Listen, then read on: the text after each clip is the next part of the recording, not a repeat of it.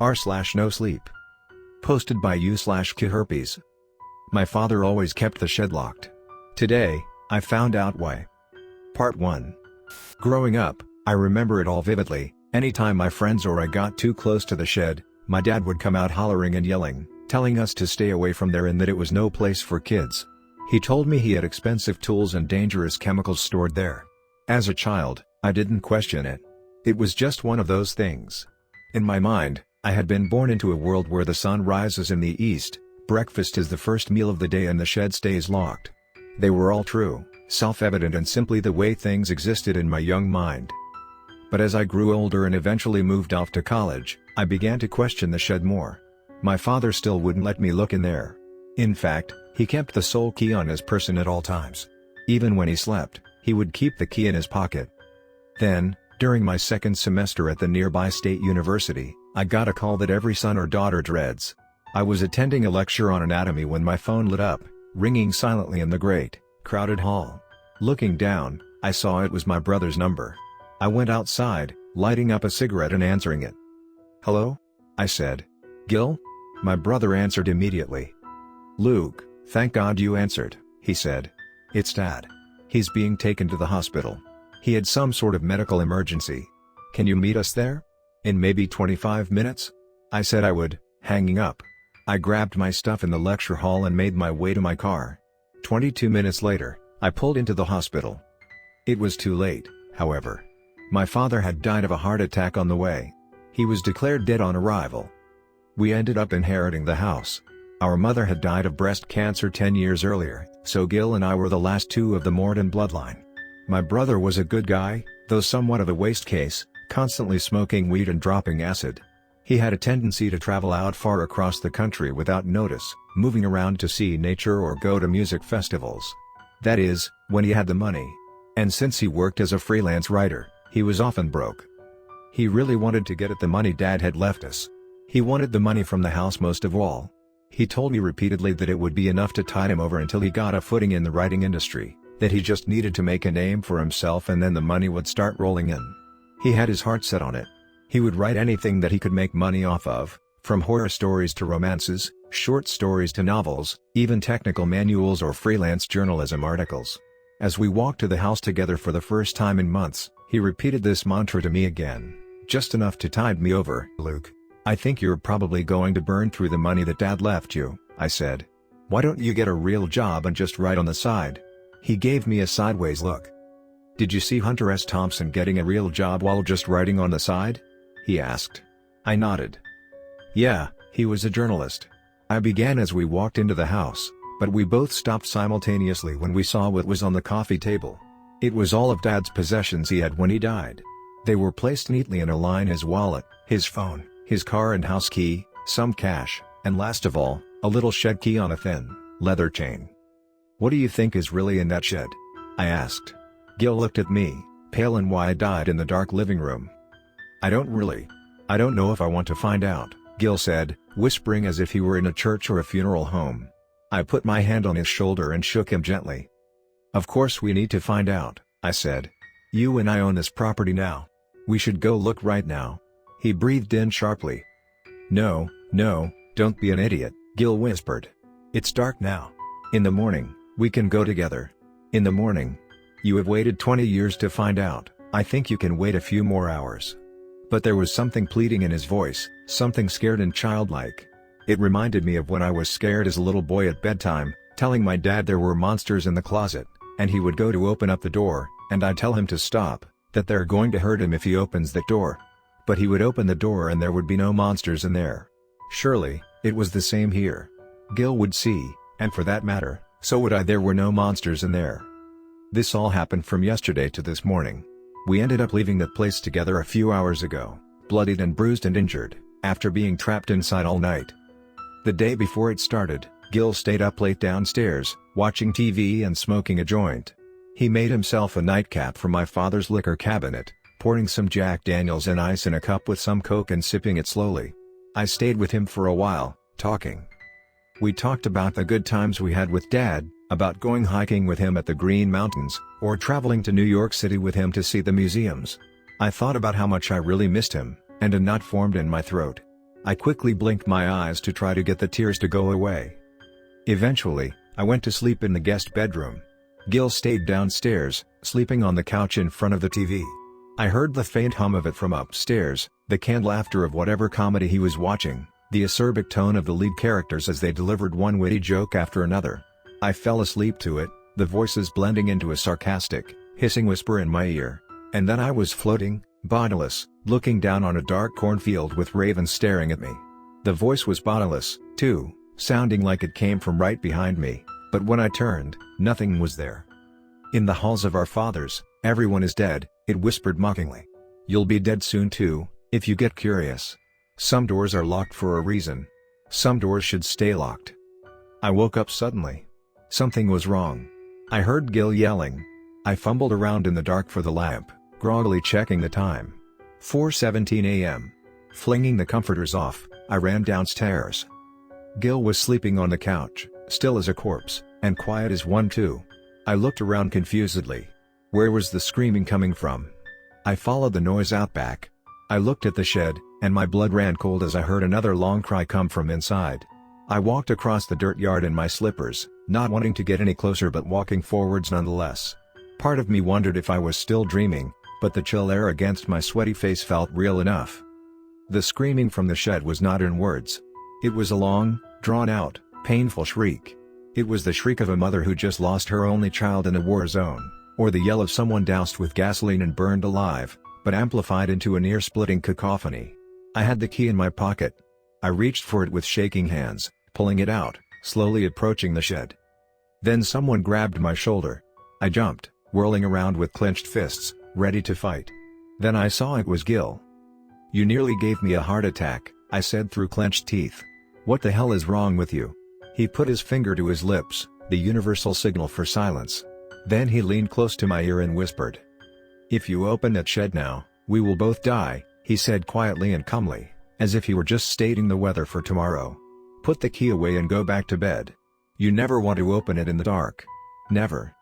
What do you know about it? I whispered back, shooting glances over my shoulder at the shed. The screaming still came, though slower now, maybe one heart-rending shriek every minute or so. Part of me was glad there were no neighbors for half a mile in each direction, and that made me want to laugh. There was probably some horrific animal in there that would rip me apart if it got the chance, and I was thinking about noise complaints. Tomorrow, Gil repeated, gently taking my arm and leading me back into the house. I sat next to him in the living room, pouring myself a gin and tonic, sipping it slowly as the screams from behind the house mixed with the canned laughter of the TV show, wondering what kind of man my father really was. I woke on the couch, an empty glass falling out of my hand onto the cushion. Light streamed in through the windows. Gil was nowhere to be found. I looked back and forth, then heard the sizzling of food from the kitchen.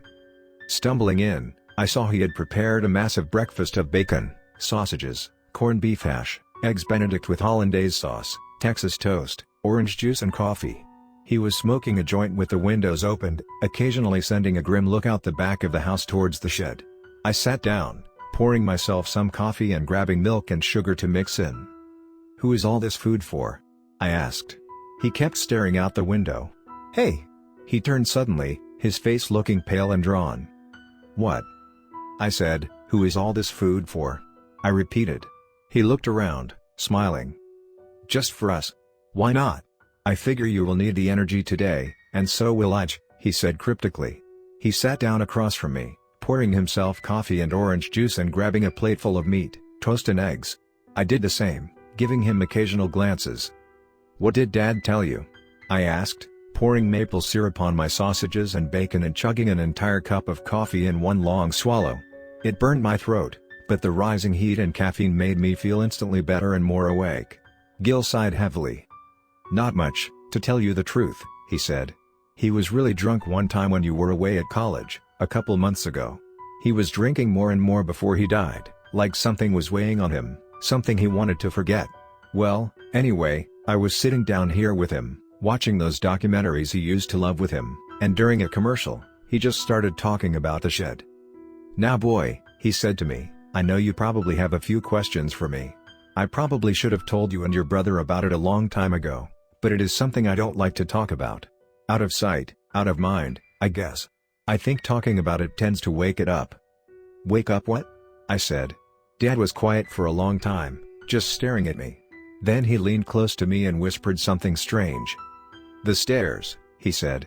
"They are not normal, son. Sometimes they go down below the shed to a... well, I guess it is just an empty subfloor. Just a plain, swept dirt basement below the shed. But I never built any such subfloor, and it wasn't here when I bought the house, and it isn't on the plans either. If that was it, then who would care? Ha, a free storage place, people would be happy, right?" I nodded, grinning back at Dad. He seemed to have a glimmer of his old self for a second, happy and free. But then his face darkened again. "But lots of times, boy, those stairs do not lead to a subfloor. One time, they led down to a white room covered in blood, with bright fluorescent lights flickering all over the walls and ceiling. And there was a little girl down there, dancing among all the blood, jumping and twirling in her little blue dress, little ballerina slippers on her feet, and all the skin on her face peeled off. She was just a bloody, grinning skull. And when she saw me on the spiral steps in the corner, she stopped dancing and just stared. The lights began to turn off, everything went dark, and I ran, my boy, I ran faster than I have ever run in my life. I felt little hands grabbing at me as I made my way up the last stair and slammed that shed door behind me. I locked it as something fought to get out, something that felt far stronger than any child. And that was just one time. It's worse at night. That's when the real dangerous ones come out. I don't know how the stairs work, son, and I don't think I ever really want to. Maybe if you're lucky, you'll never have to deal with them. Maybe I'll find a way to destroy them before I die. Maybe. Gil stopped speaking, deep in thought and remembrance. I took another sip of juice and ate some bacon before responding. "So you're telling me Dad went batshit crazy before he died?" I asked. Gil shook his head quickly. "He wasn't crazy, Luke," he said simply. "At least, I don't think he was. If he was, the stairs probably made him that way. Do you really think that you were just hearing a fox or something caught in the shed last night? Those screams sounded human. We both know that was something unnatural. But I wouldn't worry if I were you. If you need proof, we'll have plenty after today, assuming you still want to go into the shed." And after we finished eating, with no fanfare or delay, we did. I grabbed the key, and Gil and I went out side by side, scared but not showing it, ready to finally see for ourselves the mystery that had haunted our family for decades. We walked through the hard-packed dirt yard, looking down the grassy field behind the house to the rolling hills that stretched as far as the eye could see. They began to grow blue, pale and fuzzy near the horizon. It was a beautiful place to live, and hard to imagine something so evil might be right in the middle of it. The shed loomed up ahead of us, boards tightly hammered together and freshly painted a dark red color. The shingles on the small roof all looked relatively new, and the door was expensive and sturdy. I stood in front of the door, listening for the sounds of any movement, but there was nothing. I fumbled in my pocket for the key, pulling it out, looking at Gil who stood close by my side. Then I shoved it in the lock and opened the door. The shed was dark, as if a curtain of shadow fell across the open door. I stuck my head in, feeling around the side for a light switch. And that was when something grabbed my hand. I screamed, ready to pull my hand out and run, and then I felt the light switch on the wall. I flicked it on quickly. There was no one in there. Shaking, I turned to Gil. "Something grabbed me," I whispered. He nodded, unsurprised. Then we walked in the shed together. The walls inside were all covered with plates of sheet metal. Every inch of the shed was reinforced with steel, including the roof, which had a flat pane of metal going straight across the shed, welded to the floor that covered the walls. Only the floor was unprotected. It was just a plain dirt floor with a hole in the center. Looking closer at the protective structure of the shed, I saw deep claw and gouge marks raking the metal surface, even those on the bottom of the ceiling 8 feet above the floor. Something had clearly been in here and wanted very badly to get out. I inched closer to the hole in the floor, which took up most of the floor of the shed. It was at least 10 feet wide. Looking down, I saw spiraling steps, descending in a clockwise fashion as far down as the light extended. I found a small rock on the ground outside, came back in and dropped it down the center of the stairway. I listened for it to hit bottom, counting the seconds on my watch. After about 30 seconds, I realized it wasn't going to. Maybe it was too far down to hear when the stone connected. I looked over at Gil. He was standing as near to the door as he could get, looking like he would rather be anywhere else in the world. I gave him high marks for courage, though. There was something wrong in here, and I could feel it. Outside, it was warm and a fresh breeze blew the smell of flowers and pines through the yard. But in here, it was cold and oppressive. A freezing chill seemed to come from the hole in the floor, spiraling up with the stairs and running over my body, sending a feeling like ice running up and down my back. "Do you want to go first, or should I?" I said, gesturing to the hole. Gil stared at me as if I had gone mad, his eyes widening. "Why in the fuck should either of us go?" he said, raising his hands and using them to gesticulate wildly as he often did when he was upset. I shrugged. "This is our property now," I said. "We need to at least know what's on it, don't you think?" But there was another reason too. It was sheer curiosity, and a desire to prove to myself that there was nothing supernatural going on here, no monster in the closet, just the overactive imagination of an old man. Gil sighed. "Fine," he said. "I'll go. Go grab 2 flashlights and Dad's gun. Maybe some extra batteries. Some extra magazines too. Better safe than sorry, after all." We both went inside the house together, leaving the shed door wide open, and that was when, I believe, something got out. And then the killings in town began. We descended the stairs slowly.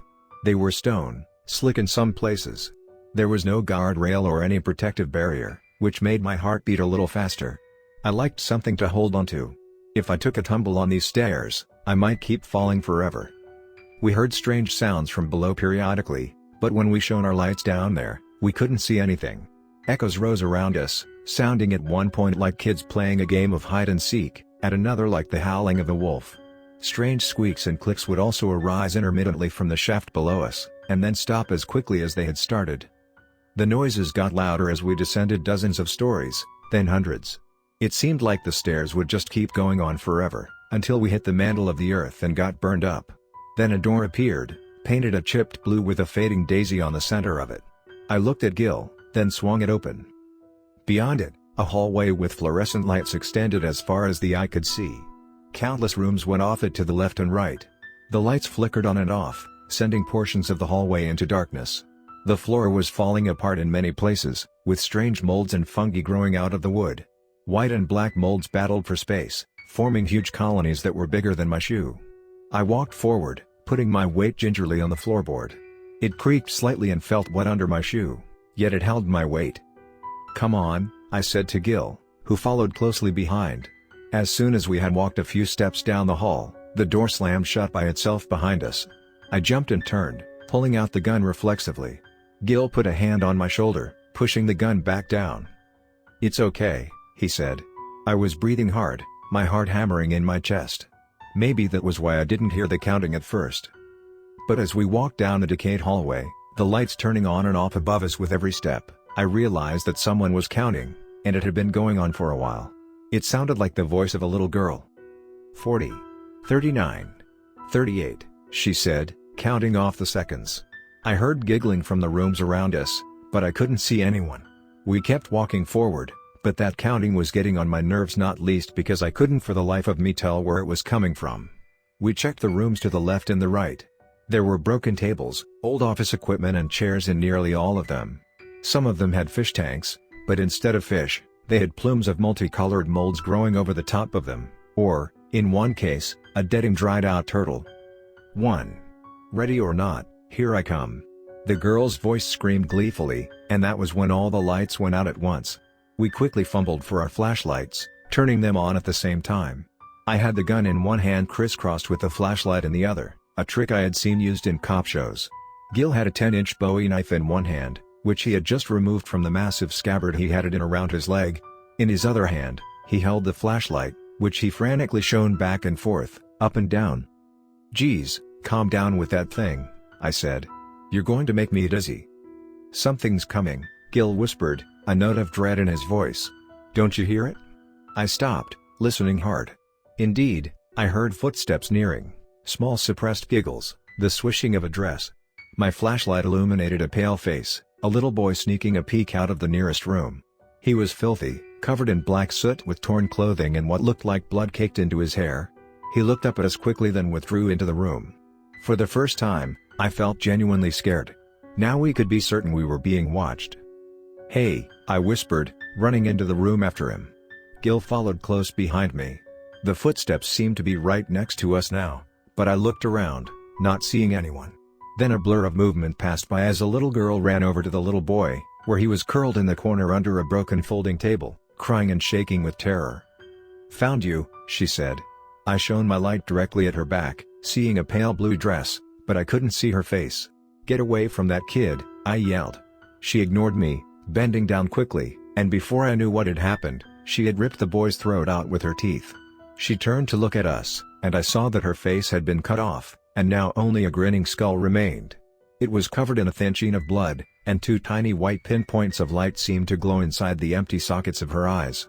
With her teeth full of flesh and gristle and fresh rivulets of blood running down her skeletal mouth, she continued to cry, "Found you! Found you! Found you!" Without hesitation, I shot her in the shoulder. She fell back a half step, turning to look at me with that skeletal grin, then spun around and continued eating the little boy. He was still alive, choking on his own blood, his huge eyes moving over to me as he died, as if accusing me of being the cause of all this. The sound of his last gurgling breaths were the only sounds now. I shot her again. But she wouldn't go down. A blossom of blood began to spread outwards on her back where I had shot her, but she showed no pain. Gil grabbed my shoulder tightly. "We need to get out of here," he said through gritted teeth. I nodded. We ran back to the door we had come in through, but it was locked tight. The lights were still off. I told Gil to take a step back, then tried shooting at the lock. The bullet ricocheted crazily as if I had shot a reinforced army tank rather than a plain wooden doorway. Next we tried kicking it open, but it was as if it were fused to the wall. I turned to look at him, and the truth passed between us in a glimpse.